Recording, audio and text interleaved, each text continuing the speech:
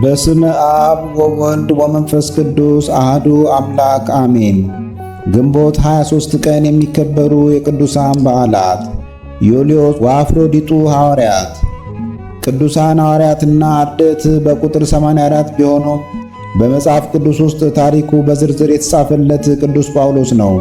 የሌሎቹ አልፎ አልፎ የተጠቀሰ ሲሆን ከግማሽ በላይ የሚሆኑት ግን የት እንደደረሱም አልተጻፈም። በዚህ ምክንያት ወደድንም ጠላንም አዋልድ መጻሕፍትን መጠቀማችን አይቀርም። ምክንያቱም ሁሩ መሐሩ ያላቸውን ሁሉንም ሐዋርያትና አርድእት ነውና። የቅዱሳን ሐዋርያትን ሕይወት ከያዙ ቅዱሳን መጻሕፍት መካከል በቀዳሚነት ዜና ሐዋርያትና ገድለ ሐዋርያት የሚጠቀሱ ሲሆን ስንክሳራችንም አልፎ አልፎ ያወሳቸዋል።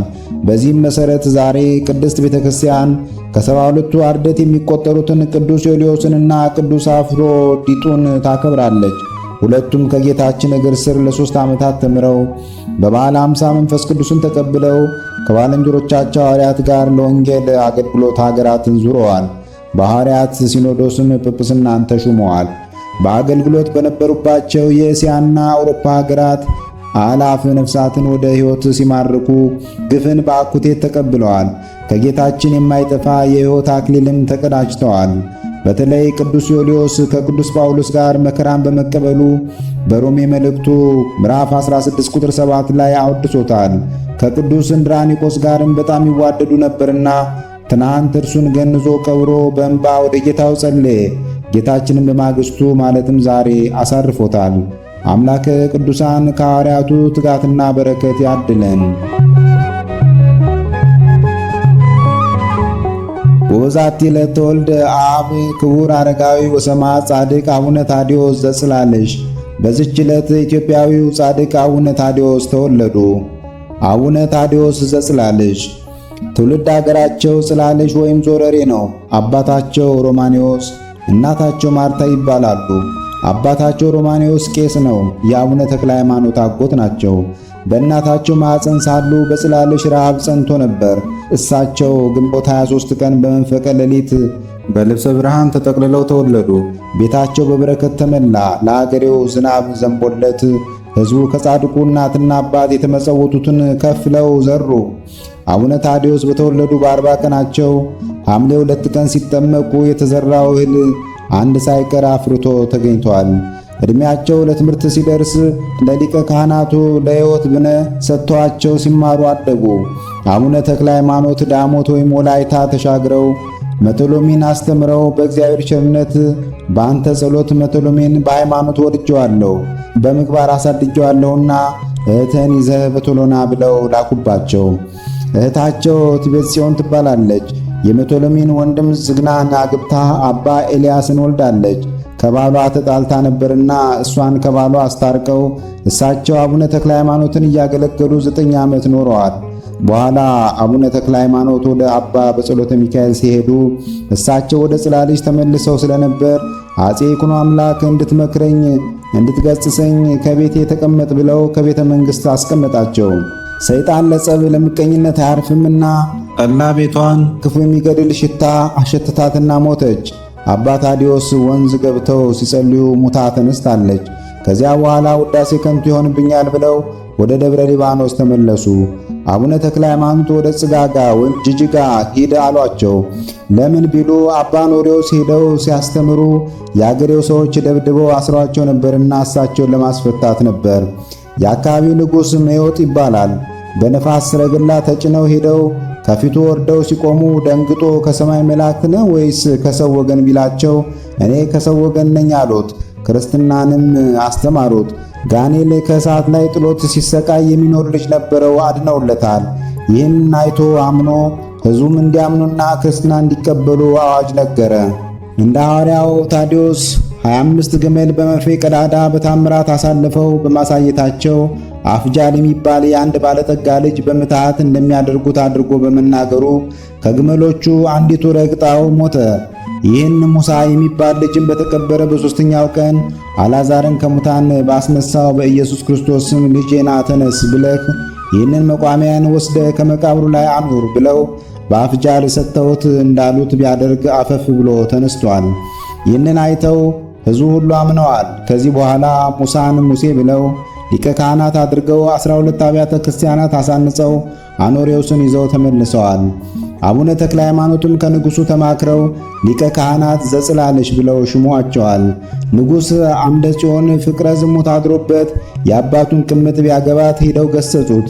በዚህ የተናደደች የንጉሡ ሚስት የኋሊት አሳስራ ከጥልቅ ገደል አስጣለቻቸው። በዚህ ጊዜ 120 ዓመት አረጋዊ ነበሩ። የታዘዘ መልአክ ገብረ እግዚአብሔርና ውቢት የተባሉ ደጋግ ሰዎችን አስነስቶ ሥጋቸውን ወስደው ከባታቸው ቀብረው የተሰጣቸውን ቃል ኪዳን በዳግማዊ አፄ ዳዊት ዘመን በሕዝቡ ፊት መስክረዋል። ንጉሥ ዳዊትም ዜና ገድላቸውን አጽፈዋል። ሥጋቸውንም ወደ ከተማቸው በክብር አፍልሰው በተቀደሰ ስፍራ አኑረውታል። የጻድቁ አባታችን ረድኤት በረከት ይደርብን፣ አሜን። ግንቦት 23 ቀን የሚከበሩ ዓመታዊ ቅዱሳን በዓላት ቅዱስ ዮልዮስ ዩልያን ሐዋርያ ከ72ቱ አርድእት፣ ቅዱስ አፍሮዲጡ ሐዋርያ ከ72ቱ አርድእት። ቅዱሱ ሕፃን ሰማዕት በዘመነ ሰማዕታት ገና የ2 ወር ሕፃን ቢሆንም ጌታችን አፉን ከፍቶለት ክርስቲያን ነኝ በማለቱ ከእናቱ ጋር ተሰይፏል። አባ አንስያ ሰማዕት፣ ቅዱስ ታዎድራጦስ፣ አቡነ ታዲዮስ ዘጽላለሽ። በዚህ ዕለት የሚከበሩ ወርሃዊ ቅዱሳን በዓላት ልበ አምላክ ቅዱስ ዳዊት፣ ቅዱስ ጊዮርጊስ ሊቀ ሰማዕታት፣ ነቢየ ጽድቅ ቅዱስ ሰለሞን ንጉሠ እስራኤል፣ አባ ጢሞቴዎስ ገዳማዊ፣ ቅዱስ ዳንኤል ነቢይ፣ አባ ሳሙኤል፣ አባ ስምዖን፣ አባ ገብርኤል፣ ቅድስት መሪና ሰማዕት። ቅዱሳኑን የሚመለከት ከመጽሐፍ ቅዱስ የተወሰደ ጥቅስ የቅዱስ ጳውሎስ መልእክት ወደ ሮሜ ሰዎች ምዕራፍ 16 ቁጥር 6 ስለ እናንተ ብዙ ለደከመች ለማርያ ሰላምታ አቅርቡልኝ። በሐዋርያት መካከል ስመጥሮች ለሆኑ ደግሞም ክርስቶስን በማመን ለቀደሙኝ አብረውኝም ለታሰሩ ለዘመዶቼ ለአንድራኒቆንና ለዮልያን ወይም እንድራኒቆስና ዮልዮስ ሰላምታ አቅርቡልኝ። ወስብሐት ለእግዚአብሔር ለወልድ ወለወላዲቱ ድንግል ወለመስቀሉ ክቡር ዕፀ ሳህል አሜን። ዘአቅረብኩ አላፍ ቅዱሳንን አዘክሬ ምስጋናን አቀረብሁልህ። እኒህ ቅዱሳን ዘወትር አንተን ያገለገሉ ናቸው። በድህነቴ የማነብልን መጽሐፍ ምስጋና ተቀበል። አንተ ብዙ ባለጠጎች ካገቡት ይልቅ የድሃዋን መበለት ስጦታን ተቀብላለና።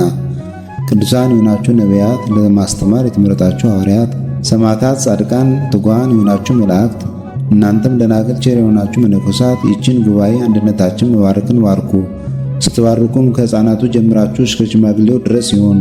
በብራና በወረቀት የጻፈውን ሊያስደርስ በገንዘብ ዋጅቶ ያጻፈውን አምኖ ያነበበውን ወደ ሌላ ልሳንም የተረጎመውንም በዝነ ልቦና አምኖ የሰማውን ከጠብ ከክርክር ከመከራ ከችግር በምትሰውር በእናቱ በማርያም ጸሎት ኢየሱስ ክርስቶስ ሁላችን አንድ ላይ ይማረን፣ ቅዱስ መንፈሱንም ይላክልን ከዛሬ ጀምሮ ለዘላለሙ ዳግመኛ እስኪመጣ ድረስ አሜን።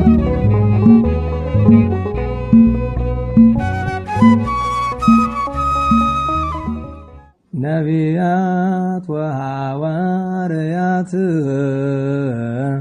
ጻድቃን ወሰማዕት ደናግል ወመነኮሳት አይሩግ ወሕፃናት ገዳማውያን ወሊቃውንት ሰአሉ ለነ ኩልክሙ ቅድመ መንበሩ ለጸባኦት